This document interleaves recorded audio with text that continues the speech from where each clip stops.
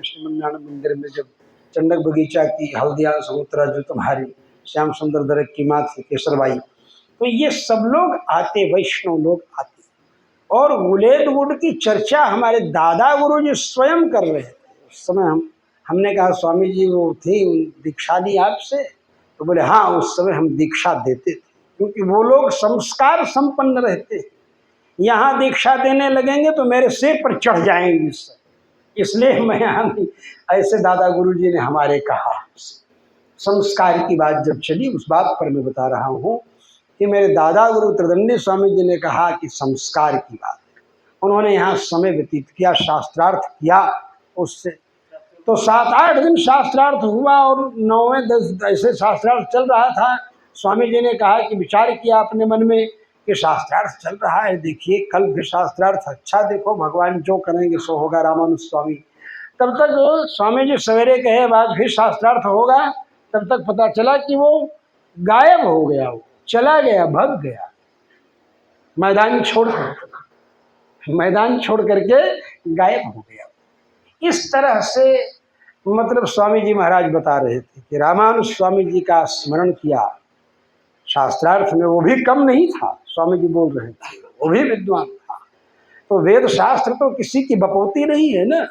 जो वेद शास्त्रों के पास टाइम पास करेगा, जो वेद शास्त्रों का अध्ययन करेगा, जो चिंतन करेगा, वेद शास्त्र तो उसी के मस्तिष्क में आएंगे ना। नहीं तो बोलने के समय बोल जाएगा, किसी का खंडन करने लगे जाएगा, और खंडन करने लग जाएगा, और खंडन करते करते करते बोलना शुरू कर देगा कि रामानुज संप्रदाय में तो नारायण को मानते हैं, हमारे संप्रदाय में तो राम जी को मानते हैं। अरे भाई, रामानुज संप्रदाय में तो राम जी को सबसे ज्यादा मानते। यहाँ कोदंड राघव मंदिर है, कोदंड पाणी मंदिर है, वीर राघव मंदिर है, दिव्य देश है, विजय राघव दिव्य देश है। और कहाँ तक कहें, राम जी के कुल देवता से ही हमारे संप्रदाय का आगे प्रवर्तन हुआ है। अरे भाई, राम जी के कुल देवता कौन है? रंगनाथ भगवान है ना। तो कलयुग में आज में तो रंगनाथ भगवान के द्वारा रंगनायकी को उपदेश दिया है। हम यही प्रार्थना करते हैं, श्री स्तनाभरणम तेजश्री रंगेशयमाश्रय चिंतामणि में उद्भांतम उत्संगे अनंत भोगिन। और हमको राम जी के विरोधी के रूप में लोग अगर कहने लग जाए तो हम कैसे बर्दाश्त करेंगे भाई? राम जी के तो हमारे आचार्य ही इसी रूप में स्वीकार करते हुए कहते हैं, अपहाय रघुद्वह मन्यमहम न कथंचन कंचन जातु भजे। आप सब लोगों को भी याद है कि हमारे आचार्य राम जी का ऐसा वैभव करते हैं, वर्णन करते हैं, हम प्रतिदिन ध्यान करते हैं, राम जी का अनुभव करते हैं। और अकेले नहीं करते हैं, हम भक्तों भागवतों के साथ अनुभव करते हैं। और क्या अनुभव करते हैं?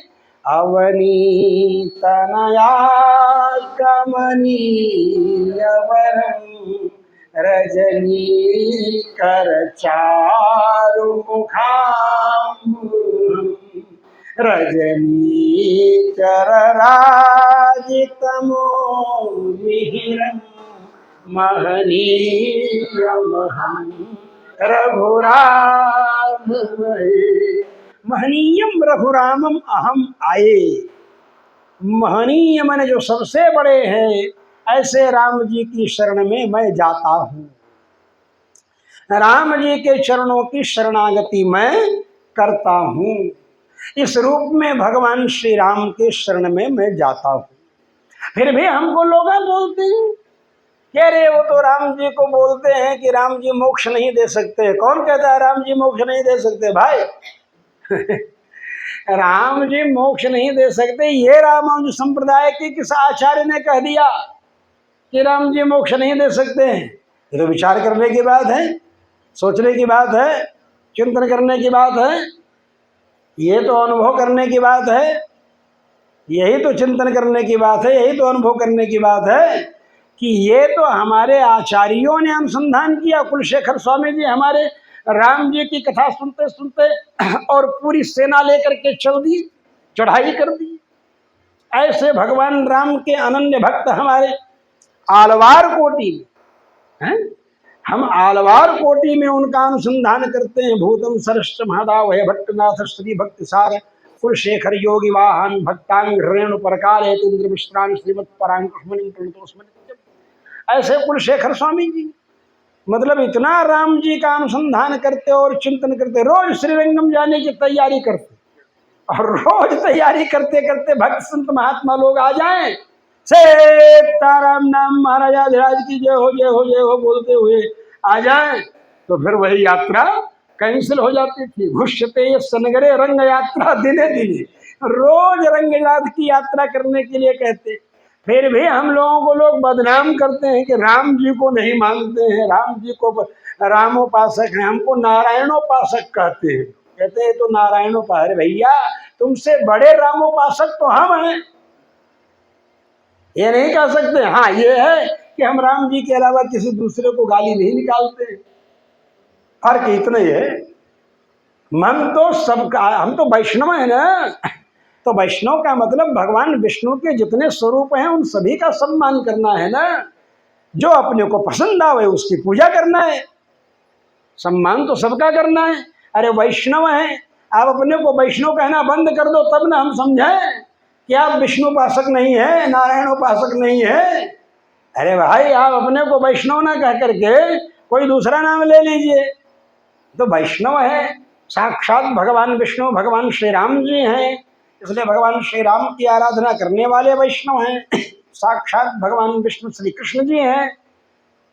अरे वाल्मीकि रामायण में कहते हैं ना, अर्थितो मानुषे लोके यज्ञे विष्णु सनातन, स्वयं ब्रह्मा जी कहते हैं युद्धकांड में, वाल्मीकि रामायण में, सीता लक्ष्मीर भगवान विष्णु, स्वयं इस तरह स्पष्ट खोल करके कहते, सीता जी लक्ष्मी है, आप विष्णु।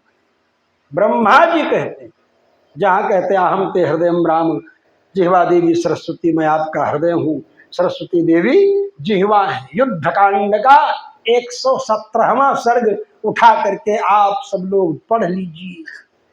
सब लोगों को युद्ध कांड का 117वां सर्ग पढ़ना चाहिए, वाल्मीकि रामायण, तब सब अनुभव होगा।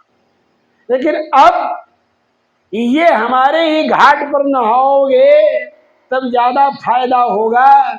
इस तरह की पंडागिरी करने से कोई भक्ति पुष्ट होने वाली नहीं है, बल्कि उल्टे उन भक्तों को गुमराह कर रहे हैं आप, उन भक्तों की भक्ति को दूषित कर रहे हैं। ये अपराध है। शुद्ध उच्चारण करते नहीं आ रहा है। कौसल्या जनयद रामम सर्वलक्षण संयुतम कहना है तो बोल रहे हैं कौसल्या जनयद राम। अपने गिरेबा में झांक करके तो देखो, अपने बाहों में, अपनी बाह में झांक करके तो देखो, सोचो कि भाई तुम क्या हो। भगवान की भक्ति करने का प्रचार प्रसार करो, भगवान के भक्तों की भक्ति को दूषित करने का दुष्प्रयास मत करो। आजकल के ऐसे ऐसे नए नए जगत गुरु धर्माचार्य पैदा हो गए हैं जो इस तरह का दुष्प्रयास कर रहे हैं कि भक्तजनों की भक्ति भी दूषित होने लग जाए। यह उचित नहीं है। मैं तो यही प्रार्थना करूंगा कि भगवान ऐसे लोगों को सद्बुद्धि प्रदान करें, वो लोग भी थोड़ा गायत्री मंत्र का जप किया करें। धियो यो न प्रचोदयात्, जो उनकी भी बुद्धि का धर्म मार्ग में प्रवर्तन करें। भगवान श्री राम, श्री राम करुणा, भगवान श्री राम तो करुणा के लिए, करुणा साक्षात, और करुणा के कारण ही भगवान सबके ऊपर कृपा करते। भगवान श्री राम परब्रह्म परमात्मा के रूप में जिस समय है, उस समय सृष्टि के प्रारंभ में महाप्रलय की दशा में उन्होंने देखा ये जीव बेचारे बिना शरीर के हैं, बिना इंद्रियों के हैं, इनके पास शरीर भी नहीं है, इंद्रियां भी नहीं, अभी छोटे छोटे छोटे छोटे टुकड़े सोने के, किस काम के? ना अंगूठी बना सकते, ना नेकलेस बना सकते, न चैन बना सकते, कुछ भी तो नहीं बना सकते। छोटे छोटे छोटे छोटे टुकड़े जो रहते हैं, उससे क्या कर लेंगे आप? कुछ नहीं कर सकेंगे ना। उसको सोनार क्या करता है? उसको सोनार मोम से ऐसे ऐसे समेटता है ऐसे समेटता है सोनार, मोम से ऐसे समेटता है कि वहां जाएगी, फिर बात पिघलाए तो इकट्ठा हो जाएगा। उसी को कहते हैं हमारे आचार्य मधुच्छिष्ट मग्न सुवर्ण बिंदुवत प्रलय सीमणि संसरता। मधु माने मधु जो खाते हो तुम लोग, मीठी मधु, हनी, मिठास, तो उसको जिस छाता से निचोड़ा जाता है वो छाता जो है वही तो मोम हो जाता है, समझ गए? उसको मोम कहते हैं ना, वो जलता है ना। तो मधुच्छिष्ट उसका जो मोम है, उसी में मधु का उच्छिष्ट माने निचोड़ने के बाद जो बचा हुआ है, उसी में छोटे छोटे छोटे छोटे सोने के टुकड़े, सोने के कण इकट्ठा करता है सोनार। तो बाद में सब इकट्ठे होकर के तब उसको कुछ बना पाता है। तो उस समय मधु के अंदर जो छोटे छोटे सोने के कण हैं, वो सोने के कण किसी आभूषण के लिए समर्थ नहीं है, समझ रहे हैं ना? लेकिन जब उनको सुवर्ण कर को मिला करके, थोड़ा सा तांबा भी मिलाकर, थोड़ा सा चांदी भी मिलाकर, तो आभूषण बना देते। ऐसे परमात्मा ने उन जीवों को देखा जो छोटे छोटे छोटे छोटे सोने के कण की तरह, मधुच्छिष्ट मग्न सुवर्ण बिंदु की तरह मोम में फंसे हुए।